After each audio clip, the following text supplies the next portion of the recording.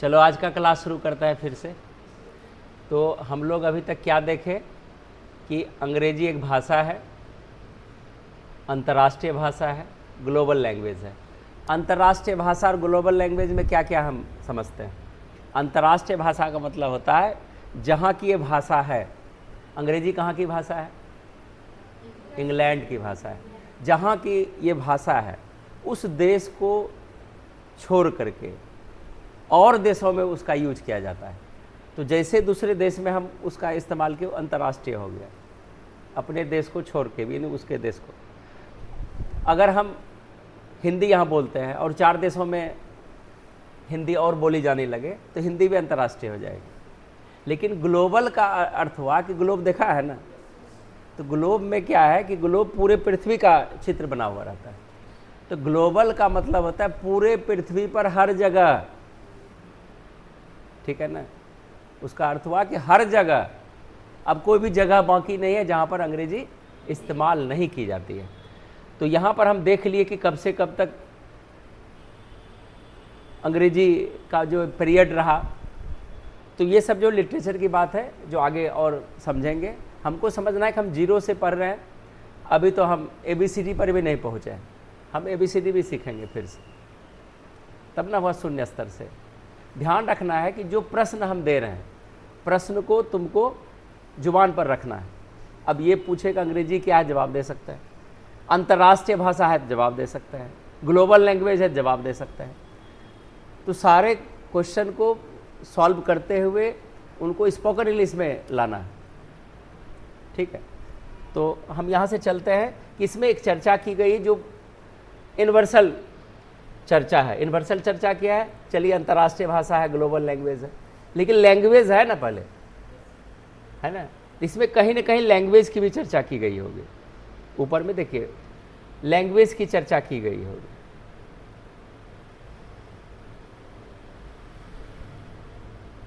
नहीं, लैंग्वेज की भी चर्चा नहीं हुई है। आपसे पूछा जा सकता है कि ये बताइए कि हम लोग लैंग्वेज करते हैं, लैंग्वेज मतलब क्या है? तो लैंग्वेज का अर्थ हम सिर्फ क्या बोलेंगे? भाषा है। तो क्या इसको परिभाषित किया जा सकता है अंग्रेजी में? क्या लैंग्वेज को इंग्लिश में हम परिभाषित कर सकते हैं क्या? तो एक प्रश्न आ सकता है, व्हाट इज लैंग्वेज, ठीक है। दूसरी, इसी में इसका तरीका बदला जा सकता है। वो तरीका क्या है? स्टैंडर्ड वे में पूछना चाहते हैं, what do you mean by language. Language से तुम्हारा क्या तात्पर्य है, या लैंग्वेज क्या है, ये प्रश्न किया जा रहा है। तो इसका हम क्या क्या जवाब दे सकते हैं, इसको एक लाइन में देखते हैं, ठीक है ना। पहला प्रश्न है, language is the exchanging of our thought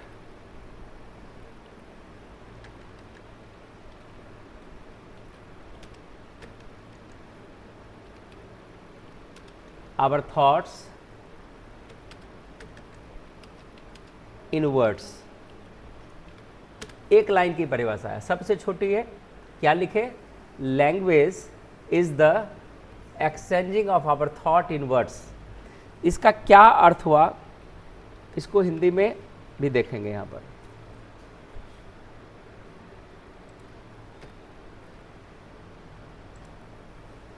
इसका हिंदी हुआ,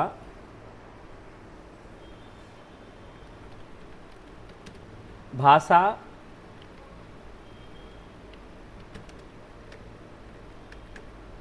हमारे विचारों की शब्दों में अभिव्यक्ति है।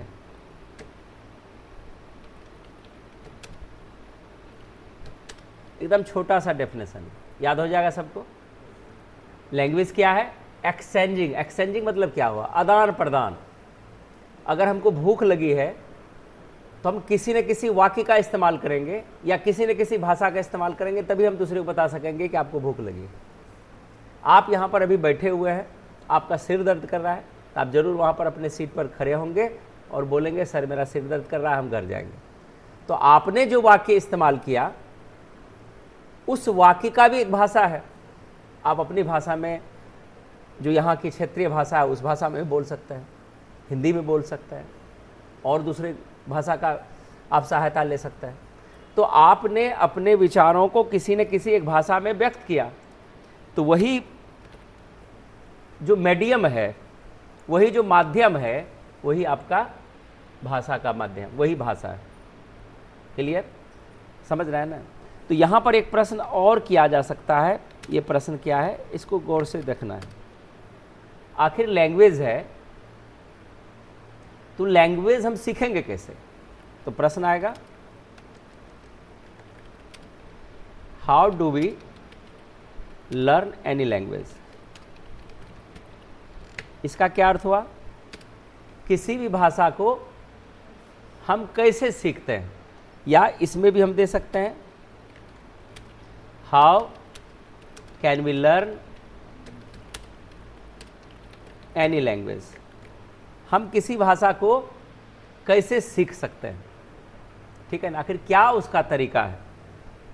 हम संस्कृत सीखना चाहेंगे तो संस्कृत के लिए हमको क्या करना पड़ेगा? उर्दू सीखना चाहते हैं तो उर्दू के लिए हमको क्या करना पड़ेगा? या कोई अन्य भाषा सीखेंगे तो उसके लिए क्या करना पड़ेगा? आप अंग्रेजी सीखने के लिए आए हैं, तो अंग्रेजी एक भाषा है, उस भाषा को सीखने के लिए हम क्या करेंगे जो अंग्रेजी आ जाएगी, ठीक है ना? या क्या पढ़ाई करेंगे जिससे हमको अंग्रेजी समझ में आने लगेगी? तो क्या करना पड़ेगा, बताइए कोई भी।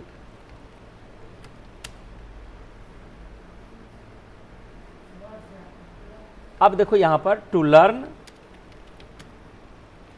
किसी भी भाषा को, to learn any language,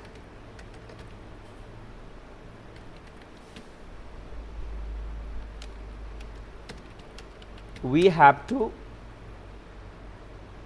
learn any language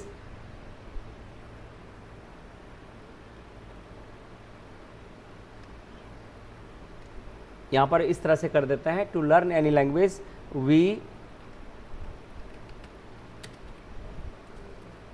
acquire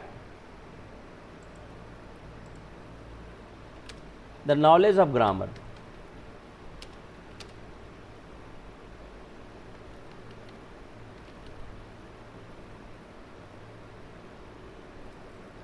the knowledge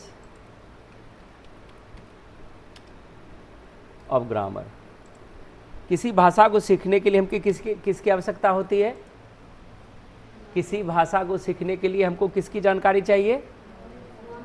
knowledge of grammar. जब तक हम ग्रामर को नहीं जानेंगे तब तक हम किसी भी भाषा को सीख नहीं सकते। ये अनिवार्य है। किनके लिए? ये किनके लिए अनिवार्य है? लेकिन हम तो हिंदी सीखे हैं तो ज़्यादातर ग्रामर नहीं पढ़े हैं, फिर भी हिंदी बोलते हैं। आप तो बोल सकते हैं ना यहाँ पर कि सर बच्चे जन्म लेते हैं हिंदुस्तान में, जिनका जन्म होता है या ऐसे जगह जहाँ पर हिंदी बोली जाती है, और वहाँ पर बच्चे बिना व्याकरण पढ़े हिंदी बोलने लगते हैं। आखिर क्या कारण है? यहाँ पर कंडीशन क्या है कि जो हमारी लैंग्वेज नहीं है, जो हमारे आस पड़ोस में नहीं बोली जाती है, या बोली भी जाती है थोड़ी बहुत बोली जाती है, तो उसके लिए हमको ग्रामर के माध्यम से ही उस भाषा को सीख सकते हैं, ठीक है ना? ग्रामर चाहिए ही चाहिए। भले हम सुन करके हिंदी समझने लगे, जैसे भोजपुरी समझ रहे हैं, लेकिन भोजपुरी बोल नहीं पाते हैं। आप धारा प्रवाह बोल नहीं पाएंगे अगर आपका भोजपुरी अपनी भाषा नहीं है। तो उसके लिए आपको प्रैक्टिस करनी पड़ेगी, और प्रैक्टिस अगर आएगी तो उसमें भी आपको व्याकरण के तथ्य को देखना पड़ेगा। समझ रहे हैं ना? तो व्याकरण अनिवार्य है, खास करके नॉलेज ऑफ लैंग्वेज के लिए। अगर हमको किसी भी भाषा की जानकारी चाहिए तो हमको क्या सीखना पड़ेगा? ग्रामर। तो आ गया ना ग्रामर। अब तो यहाँ से ग्रामर आपकी शुरुआत होगी। तो हम किस भाषा को सीख रहे हैं? यहाँ पर अंग्रेजी सीख रहे हैं। तो यहाँ पर भी होगा कि आखिर ग्रामर जो बोल रहे हैं, ग्रामर की क्या परिभाषा हो सकती है? छोटी सी परिभाषा ग्रामर की भी। हम लोग हिंदी में क्या पढ़े हैं? कोई भी बताइए, ग्रामर किसे कहेंगे? तो प्रश्न आपसे किया जाएगा ना, व्हाट इज ग्रामर, या what do you mean by grammar. व्याकरण क्या है? अब तो ये भी प्रश्न आपसे होगा, ठीक है ना? क्या क्या डेफिनेशन हो सकता है व्याकरण के बारे में? पहले भी तुम लोग पढ़ा होगा, जब हम हिंदी पढ़े होंगे, व्याकरण का परिभाषा पढ़े होंगे ना। व्याकरण किसे कहते हैं? व्याकरण की क्या परिभाषा हो सकती है?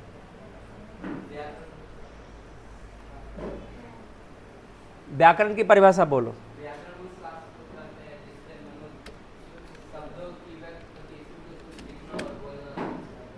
चलिए, बहुत अच्छा। अब देखो, इसका हम छोटा में डेफिनेशन बनाते हैं। डेफिनेशन है, grammar teaches us how to use the words और सेंटेंसेस करेक्टली। शब्दों या वाक्यों का शुद्ध शुद्ध प्रयोग करना जिस शास्त्र से आए वह व्याकरण है ना।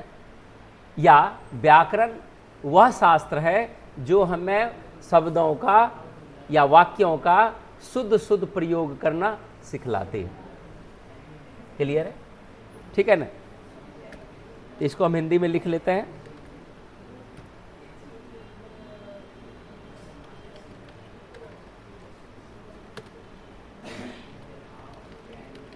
व्याकरण हमें शब्दों या वाक्यों को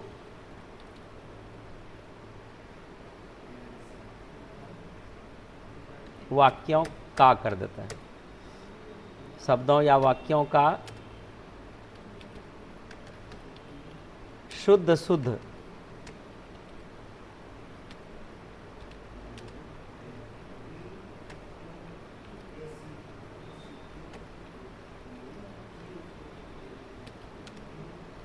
प्रयोग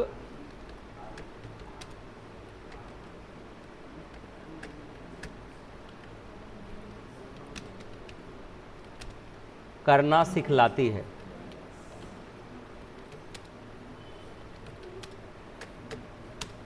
ठीक है? ये यहाँ पर छोटा सा परिभाषा हुआ। जितने भी हम डेफिनेशन लिख रहे हैं ये तुम लोगों को जुबान पर होना चाहिए, कि ताकि कोई पूछ दे। अभी तक हम लोग सीखे कि लैंग्वेज क्या है, इंग्लिश क्या है, इंटरनेशनल कैसे है, ग्लोबल कैसे है, कब से कब पीरियड, कौन सा पीरियड रहा। अब यहाँ से हम लोग जो ग्रामर पढ़ेंगे, जिसके पढ़ने से हमको नॉलेज आएगी अंग्रेजी की डेप्थ में, उस चीज़ की ओर हम लोग आगे जा रहे हैं। अब तो ग्रामर का परिभाषा क्या लिखे? Grammar teaches us how to use the words और सेंटेंसेस करेक्टली। व्याकरण हमें शब्दों या वाक्यों का शुद्ध शुद्ध प्रयोग करना सिखलाती है। या हम लोग जो पढ़े अभी तक, व्याकरण वह शास्त्र है जिसके पढ़ने जो हमें शब्दों या वाक्यों को शुद्ध शुद्ध प्रयोग करना, लिखना, बोलना इत्यादि सिखलाए। ठीक है? और उसको हम बढ़ा के यूज कर सकते हैं। यहाँ पर अब प्रश्न आ रहा है, तो यहाँ पर अब क्या सीखना पड़ेगा हमको? हम कौन सी भाषा सीखने जा रहे हैं? इंग्लिश सीख रहे हैं, तो इंग्लिश ग्रामर चाहिए ना। अब यहाँ से तुम्हारी ग्रामर स्टार्ट होगी। ठीक है ना? तो यहाँ से अगर हम सीरियस रहेंगे तभी हमारी जानकारी अपडेट हो सकती है बढ़िया से। तो कोशिश करना है कि नियमित रूप से आप पढ़ते रहिए, और कोई तरह का दिक्कत हो तो यूट्यूब से खोल करके वहाँ से आप नोट्स बना सकते हैं। तो नोट्स सबका हम चेक करेंगे, एक सप्ताह में आपने क्या सीखा वो आपको यहाँ पर हमको दिखाना पड़ेगा।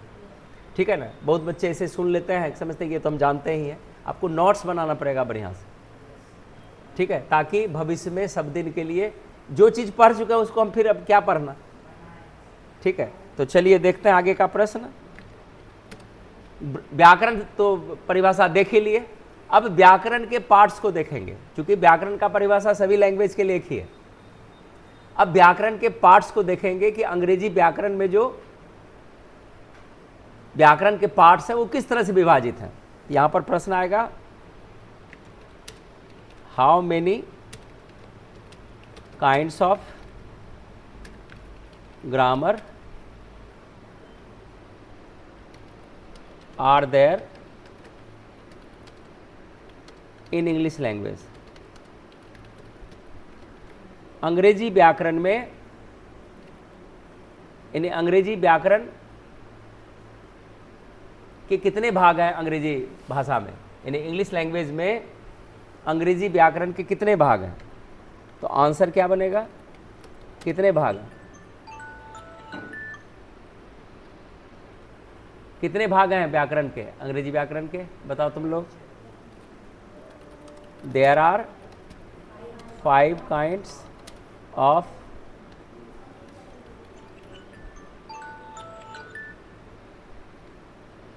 Kinds of grammar in English language. कितने हैं? 5 हैं। कौन कौन है? ऑर्थोग्राफी, इसको हिंदी में क्या बोलते हैं?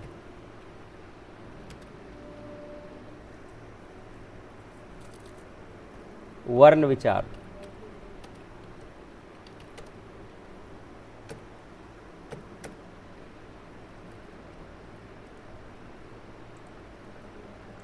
दूसरा इटिमोलॉजी,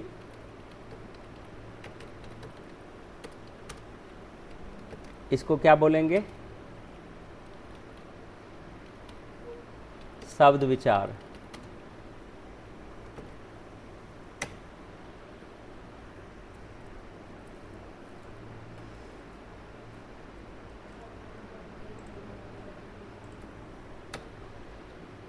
इसके बाद आएगा सिंटैक्स।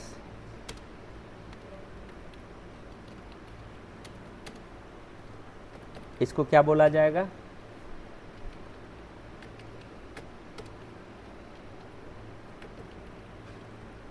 वाक्य विचार।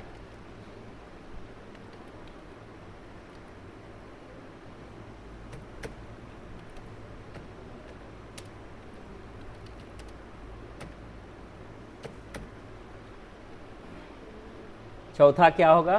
पंक्चुएशन।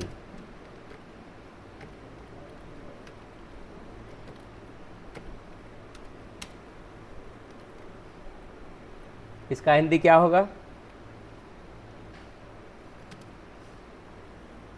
चिन्ह विचार।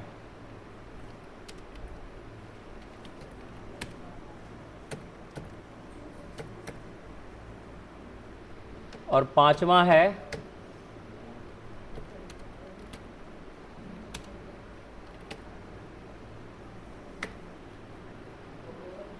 प्रसोडी। इसको क्या बोलेंगे? छंद विचार।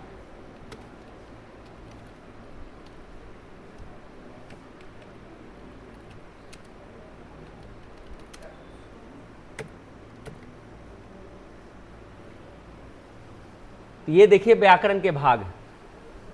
यहां पर हम एक ट्रिक से इस्तेमाल करेंगे, ठीक है? तब हम चर्चा करेंगे ऑर्थोग्राफी क्या है, इटिमोलॉजी क्या है, सिंटैक्स क्या है, पंक्चुएशन क्या है, प्रोसोडी क्या है। ये संपूर्ण ग्रामर है। इतना पढ़ लीजिए, सारा व्याकरण आपको आ जाएगा। और आज जो हम आपको ट्रिक्स बताएंगे, उस ट्रिक से सारा डेफिनेशन आप तैयार कर सकते हैं अपने से। आप अंग्रेजी में बता देंगे ऑर्थोग्राफी का डेफिनेशन क्या होगा, इटिमोलॉजी किसे कहेंगे, सिंटैक्स क्या है, पंक्चुएशन क्या है, प्रोसोडी क्या है। आप आराम से इसको समझ सकते हैं। तो ये ट्रिक्स हम यहाँ पर आपको दे रहे हैं। इसमें कितने भेद हम लिखे हैं? ऊपर में 5 लिखे हैं। तो यहाँ पर भी 5 ट्रिक्स आपके सामने आएगा।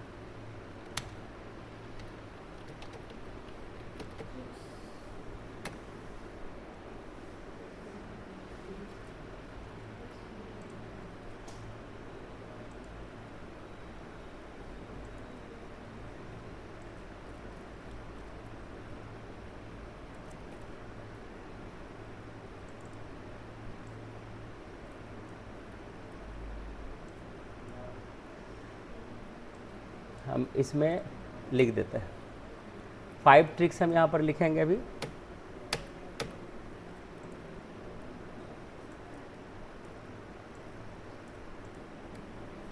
पहला पॉइंट हम डाल रहे हैं यहाँ पर, about letters and alphabet.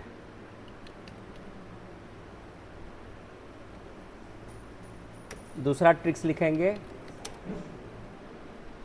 About words and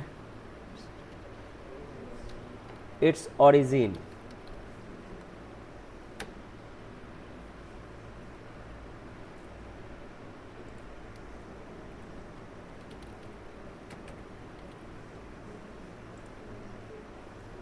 तीसरा लिखेंगे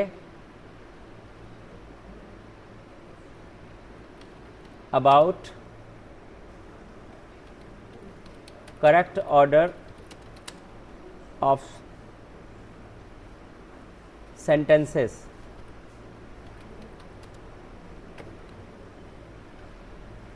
चौथा ट्रिक्स आएगा अबाउट ग्रामेटिकल सिंबल्स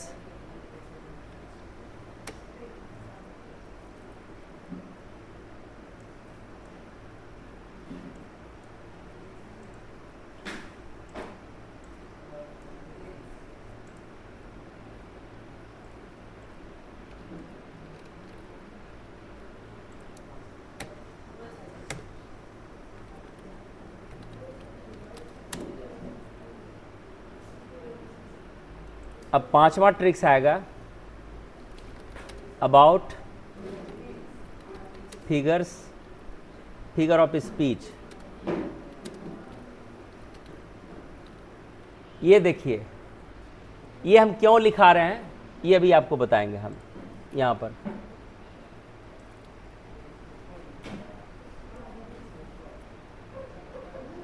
इसको ध्यानपूर्वक आपको देखना है।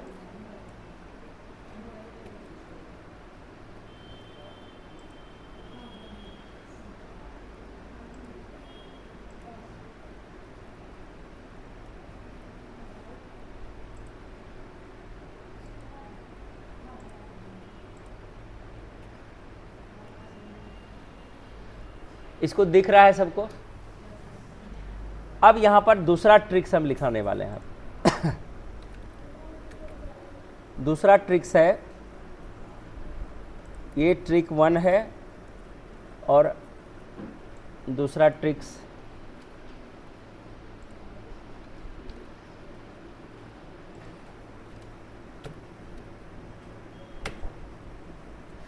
इसको ट्रिक्स नंबर 2 लिख लो।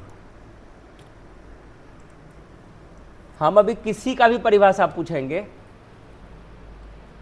जितने ऊपर में 5 भेद हमने लिखाए हैं उसमें इसको ऐड करते चले जाना है, तुम्हारा डेफिनेशन हो जाएगा बिना मेरे मदद का।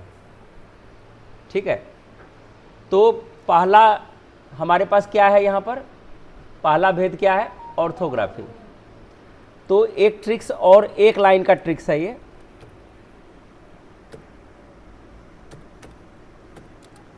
एक लाइन का मात्र।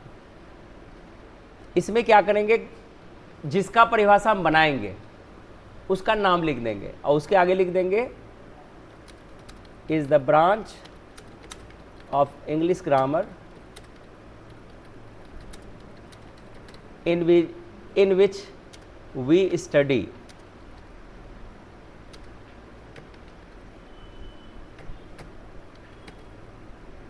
अब यहां से जो हम लिखे हैं इतने ठो याद करना है, आपका डेफिनेशन हो गया। तो कल्पना कीजिए कि हम यहां पर आपसे पूछेंगे कि ऑर्थोग्राफी क्या है, तो क्या करेंगे? यहां पर ऑर्थोग्राफी पहले वाले डब्बे में लिख देंगे और स्टडी के बाद क्या लिख देंगे? About letters and alphabet. हो गया डेफिनेशन। तो ये तुमको अपने से करना है, ये हम अभी लिख के नहीं देंगे, ये तुमको बनाना है। तो एक हम एग्जाम्पल दिखाते हैं। तो हम पहले पढ़ेंगे अभी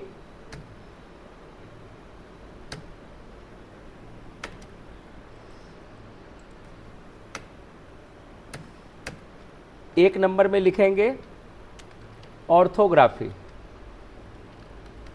अब आपसे कोई पूछेगा ना कि ऑर्थोग्राफी का डिटेल्स हम पढ़ना है, क्या करेंगे? तो पहले हेडिंग बना लेंगे ऑर्थोग्राफी का और ट्रिक्स पर चले जाएंगे। तो पहला ये कब लिखाएगा? यहाँ से लिखाएगा। पहले हमको क्या लिखना है? इस डब्बे में फिल करना है। तो क्या करेंगे हम? किसका डेफिनेशन बना रहे हैं? ऑर्थोग्राफी। यहाँ लिख देंगे ऑर्थोग्राफी।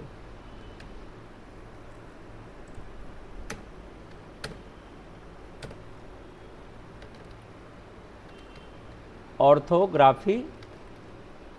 अब क्या लिखेंगे? अब क्या लिखेंगे? Orthography is the branch of English grammar in which we study। अब देखो स्टडी लिख दिए। अब यहाँ से पहला वाला ये है 1 नंबर का, तो 1 नंबर का यहाँ पर अबाउट। अबाउट क्या लिखा हुआ है? Letters and alphabet. About letters and alphabet. ठीक है, ये क्लियर समझ में आया?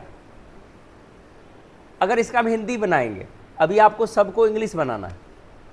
आप मेरा यहाँ पर नहीं देखेंगे, अपना कॉपी खोलिए। अगर आप ट्रिक्स लिख चुके हैं, ये ट्रिक्स, हम थोड़ा देर पॉज करेंगे, आप लोग डेफिनेशन बनाइए, तब हम आगे बढ़ेंगे फिर। ठीक है, अन्यथा कोई फ़ायदा नहीं होगा, घर से याद करना पड़ेगा। हम आपको यहीं पर डेफिनेशन याद करवा रहे हैं। हाँ, सब बनाना है अभी इसी जगह कॉपी पर। ठीक है, एक बार देख लीजिए।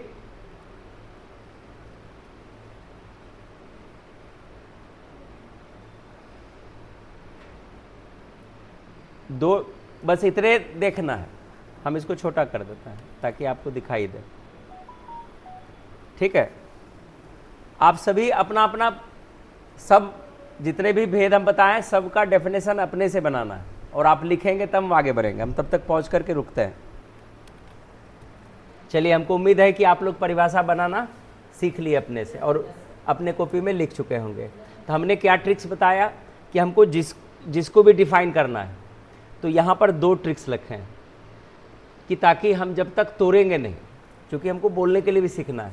कोई प्रश्न करे तो जवाब हमको देने के लिए सीखना है। ठीक है ना? तो ऐसा नहीं कि हम कॉपी में लिखे और कोई पूछे तो हम जवाब नहीं दे पाए।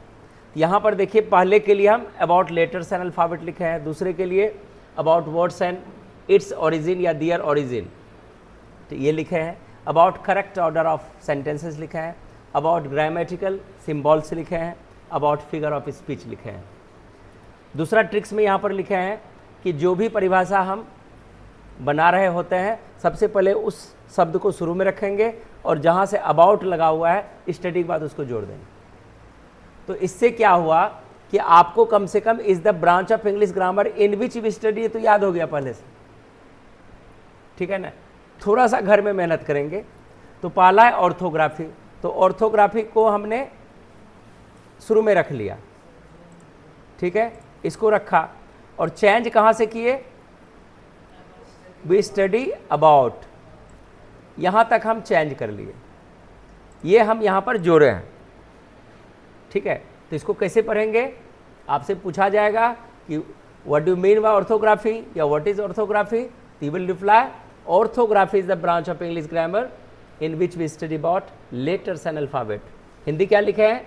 अंग्रेजी व्याकरण का वह भाग जिसमें वर्ण, अक्षर या वर्णमाला के बारे में अध्ययन, यानी हम वर्ण, अक्षर या वर्णमाला के बारे में अध्ययन करते हैं या अध्ययन किया जाता है, तो क्या कहलाते हैं?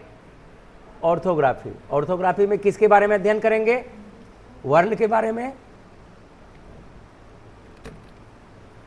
अक्षर के बारे में या वर्णमाला के बारे में। क्लियर हुआ? चलते हैं इटिमोलॉजी। तो इसमें भी वही चीज़ की है कि जहाँ पर हम ट्रिक्स आपको बताए,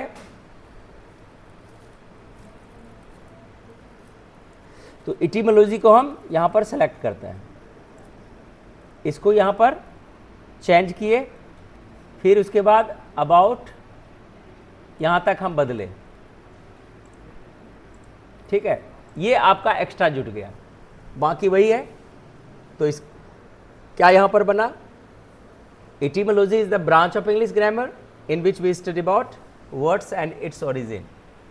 क्या अर्थ हुआ, अंग्रेजी व्याकरण का वह भाग जिसमें हम शब्दों या उनके उत्पत्ति के बारे में अध्ययन करते हैं। क्लियर है। इसी तरह से सिंटैक्स है, सिंटैक्स को लिखे और यहाँ say about correct order of sentences को हमने यहाँ पर जोड़ दिया, बाकी सब कुछ वही है। तो syntax is the branch of English grammar in which we study about correct order of sentences. अर्थ क्या हुआ, अंग्रेजी व्याकरण का वह भाग जिसमें हम वर्ण, हाँ यहाँ पर एक मिस्टेक हुआ है चूँकि हम यहाँ पर कॉपी किए थे, जिसमें वाक्यों के सही क्रम या उनके सही प्रयोग के बारे में अध्ययन करते हैं। ये चीज़ आपको ध्यान रखना है, ठीक है। अब आगे है पंक्चुएशन। तो पंक्चुएशन में क्या करना है, यहाँ पर वही किए हैं, अबाउट ग्रामेटिकल सिंबल्स। अर्थ क्या हुआ कि punctuation is the branch of English grammar in which we study about the grammatical symbols. अंग्रेजी व्याकरण का वह भाग जिसमें हम व्याकरणिक चिन्हों के बारे में अध्ययन करते हैं। उसी तरह से प्रोसोडी। तो प्रोसोडी में क्या होता है, किसके बारे में अध्ययन करते हैं, फिगर ऑफ स्पीच में। फिगर ऑफ स्पीच क्या है, अलंकारिक शब्द इसको बोला जाता है। अलंकारिक शब्द क्या है, जब हमारी अंग्रेजी अच्छी होने लगती है तो हम लोग क्या करते हैं, छोटे छोटे शब्दों को रिप्लेस कर देते हैं और उन शब्दों के लिए हम एक नए शब्दों का प्रयोग करते हैं जो स्पेशल या विशिष्ट अर्थ देता हो। तो वो विशिष्ट शब्द जो है क्या कहलाएगा, फिगर ऑफ स्पीच। अंग्रेजी व्याकरण का वह भाग जिसमें हम अलंकारिक शब्दों के बारे में अध्ययन करते हैं। तो हमको उम्मीद है कि आज हम लोग अंग्रेजी व्याकरण के संपूर्ण ग्रामर को एक जगह एक छोटे से डब्बे में बंद किए और उसके बारे में सीखे, ठीक है ना। कि आज क्या पढ़े, अंग्रेजी व्याकरण का सब हिस्सा हम लोग जो डिटेल से पढ़ेंगे इसी के अंदर सारा चीज़ होगा, ठीक है ना। तो ये डेफिनेशन आपका हो गया। उम्मीद करता हूँ कि तुम लोग इसको भली भांति याद रखोगे और कोई भी पूछे तो जवाब देना है, ठीक है ना। मेरा लक्ष्य यहीं से है कि अगर जवाब नहीं दे पाते हैं तो फिर तो हम जैसे थे वैसे रह गए, हमारा इतना मेहनत फिर तो व्यर्थ चला गया ना, ठीक है। और जो एक सप्ताह का रिपोर्ट तैयार करेंगे कि हमने पूरा जितना आपने पढ़ाया वो सारा चीज़ हम कंप्लीट किया है, उनका भी रिपोर्ट हमको चाहिए, ठीक है। तो हम इसको यहीं पर रिकॉर्ड रोकेंगे और आगे की क्लास में देखेंगे और चीज़ सीखेंगे, ठीक है ना। तो धन्यवाद, आपका दिन शुभ हो।